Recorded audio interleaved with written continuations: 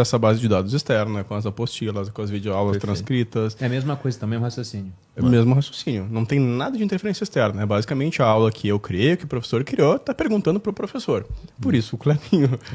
Eu tenho certeza que a audiência ia ter escolhido o Clebinho também, porque é muito mais simpático, né?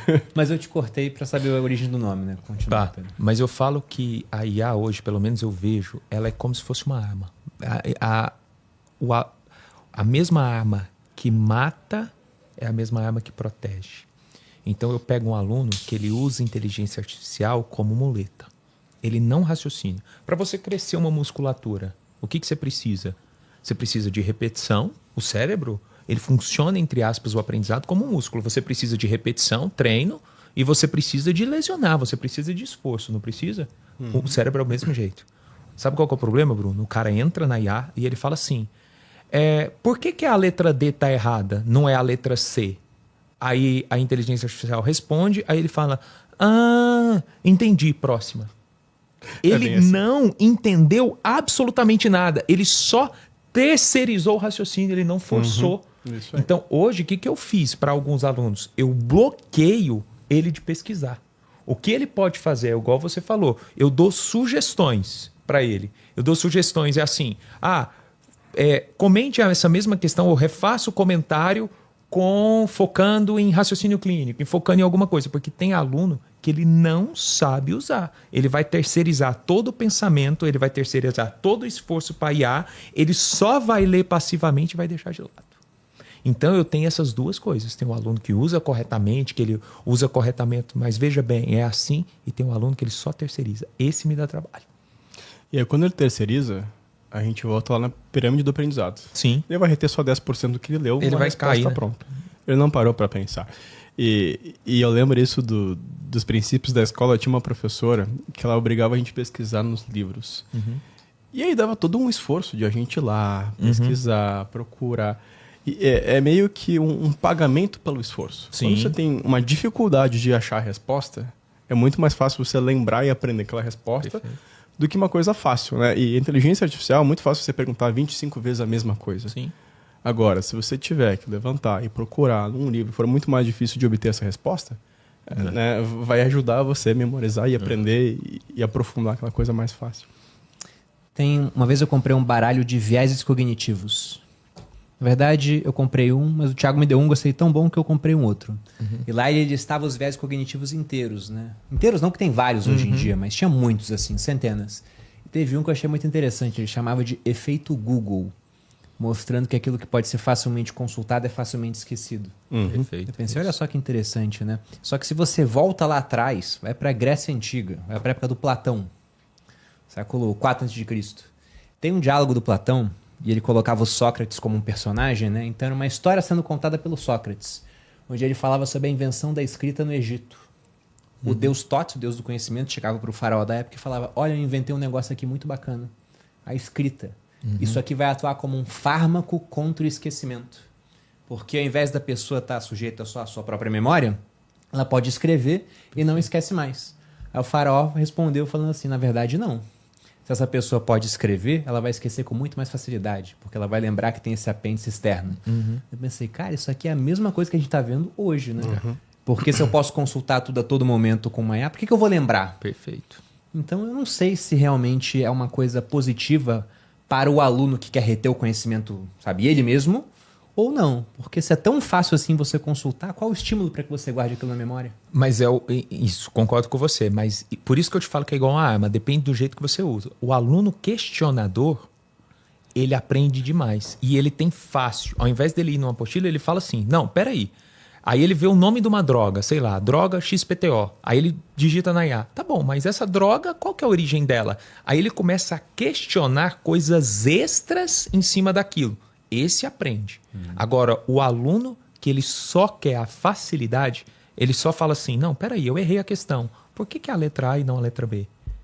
Se ele não quer raciocinar, esse se lasca. Então tem dois níveis. Eu falo que a IA ela serve, na grande maioria das vezes, para consulta aprofundada. Para você saber um pouco além do que está na aula, ou ter uma visão diferente do professor, enfim, para você criar mais conexões. Agora, o cara que quer usar ela de muleta, meu amigo, ele, em relação ao aprendizado, ele tem dificuldade. Eu acho que vai do próprio uso da gente, né? Eu sou muito curioso por natureza. Tudo é pesquisa.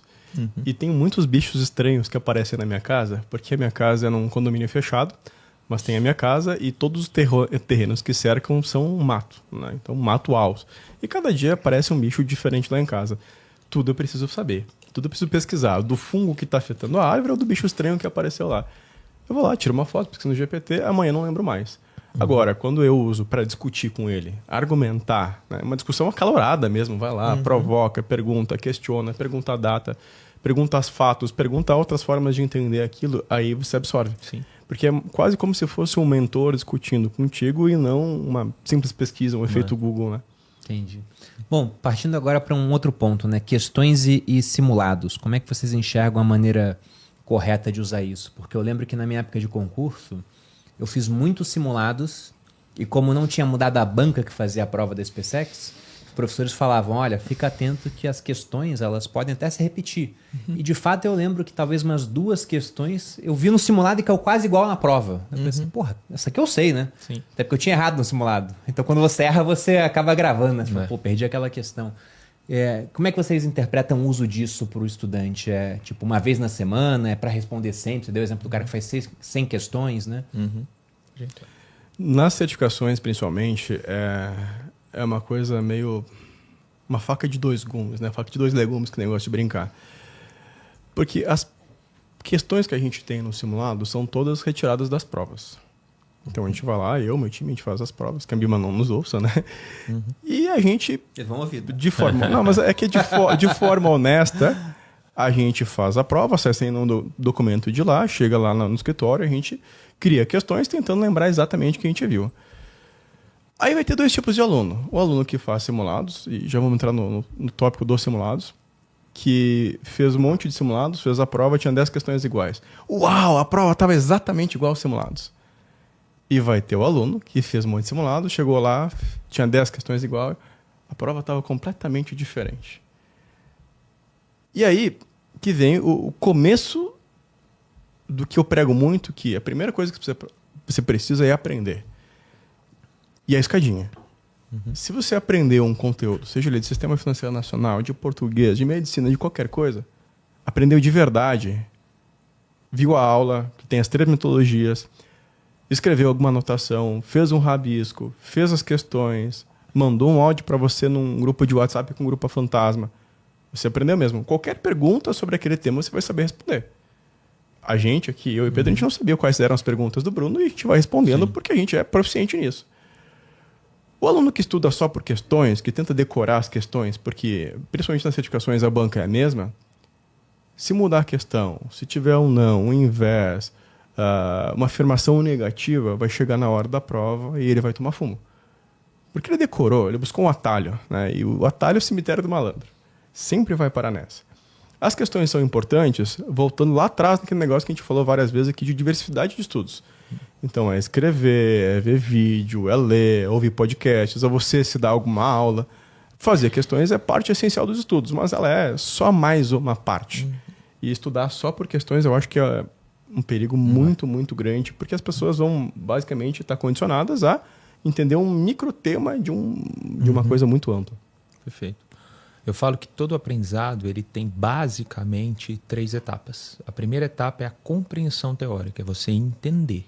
Porque não adianta você ir para uma questão só sem entender. Você vai pedir para apanhar. Um jogador de futebol, ele não chega já jogando o campeonato. Ele tem que compreender, ele treina o chute, ele treina físico, enfim. Então a primeira coisa é compreensão teórica. E como você vai compreender, pode ser com leitura, com videoaula. Existem N metodologias de compreensão teórica. Depois que você tem a compreensão teórica, você vai para a aplicação prática.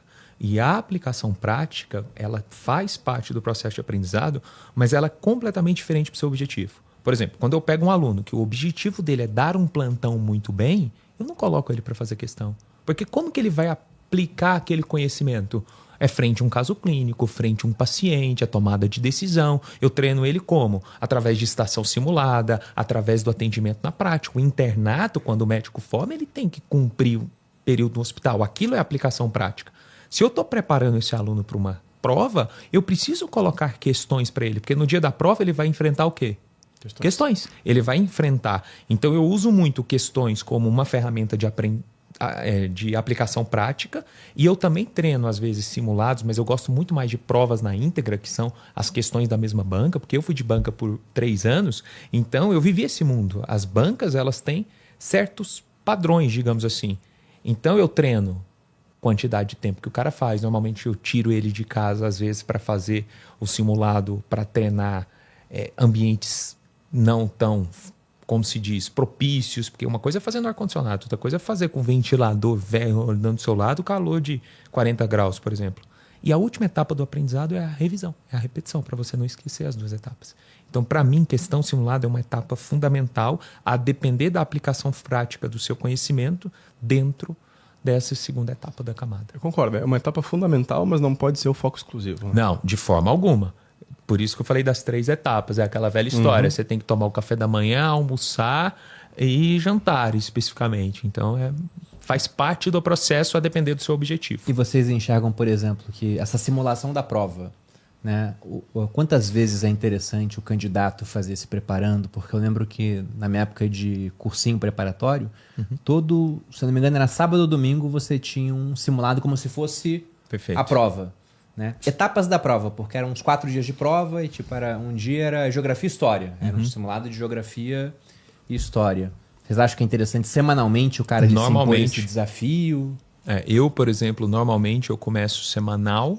Quando o aluno começa, então vai depender do nível, ele começa semanal e ele vai ampliando isso para 2 a 3 vezes por semana, mais perto da prova. Eu, particularmente, gosto de fazer questões todos os dias. Não, questão sim, mas eu digo simular a prova mesmo. Questões todos os dias porque é parte do aprendizado. Né? Aprendeu alguma coisa, vamos testar se realmente aprendeu. Simulado eu gosto de fazer 1 vez por semana, mas tem que ser a prova completa. Isso. A prova do CFP, por exemplo, são 150 questões. E a única prova de certificação financeira é que não é no ar-condicionado ou numa telinha do computador. É uma prova que tem lá 5 ou 6 lugares no país. Então, começa aí o desafio. Tem que se locomover. Né? Eu que moro no interior tenho que ir a Porto Alegre, tenho que vir a São Paulo. É num ambiente com uma prova de papel. É uma prova que você tem que fazer com a calculadora física, que você tem que escrever, tem que transcrever essas respostas, bem estilo concurso mesmo. E é importante, né? E é uma coisa que a gente possibilita lá nos simulados da Top Concursos poder pegar a prova, imprimir e fazer no papel. Porque para mim, simulado é realmente simular a situação real. É fazer a prova do mesmo tempo, a mesma quantidade de questões, exatamente como fosse a prova. Porque, principalmente lá na Top, a gente parte do preceito de que muitas pessoas estão muito tempo sem estudar. Uma pessoa que está 3 anos sem estudar, quanto tempo ela não faz uma prova? Quanto tempo ela não estuda? É uma novidade para ela. Então, simular o mais real possível, com o mesmo tempo, mesma quantidade de questões, mesmo ambiente, é super importante. Perfeito. No teu caso, Pedro, você pega o cara que já foi aprovado em medicina, que é super competitivo. Ele já é médico. Daí ele fez 6 anos. 6 anos. Esse cara, como ele já passou num concurso muito difícil antes, ele já está melhor preparado na sua opinião ou não? Você pega uns caras que você vê, cara... Não.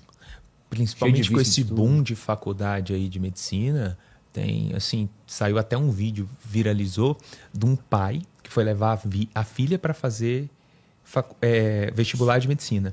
E aí ele falou, era do interior, ele levou, ele falou assim, vou fazer minha inscrição também, era barato. Aí ele foi e fez, tipo assim, 30 anos sem estudar, nem tinha cumprido. Aí a filha dele passou de primeira chamada, ele passou de 4ª, 5ª.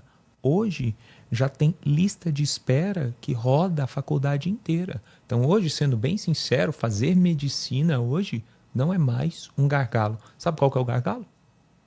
Financeiro. É dinheiro. Porque se você tiver 12 pau por mês para pagar, cara, tem várias universidades que rodam a lista inteira. Várias, entendeu? Tem várias universidades que pegam só a lista de Enem. Tem várias que é portador de diploma, não tem nem vestibular. Então, assim, sendo bem sincero, quando você pega o meu simulado diagnóstico dos alunos que entravam, todos os anos eu vejo a média caindo. Tanto que saiu recentemente a lista, tem um exame que chama ENAMED, que avalia as faculdades de medicina do Brasil. Eu vi um post sobre isso. Que várias vão ter que diminuir vagas por conta do índice dos alunos, né? 13 mil alunos não fizeram o mínimo. Por isso que a OAB da medicina entra agora para o exame de proficiência. Então, esses alunos já eram formados. Estavam se formando. Ou estavam no quinto ou no sexto ano ali no internato, quase formando, ou já eram formados para fazer o Enare, né? Mas a maioria estava ali nos anos finais.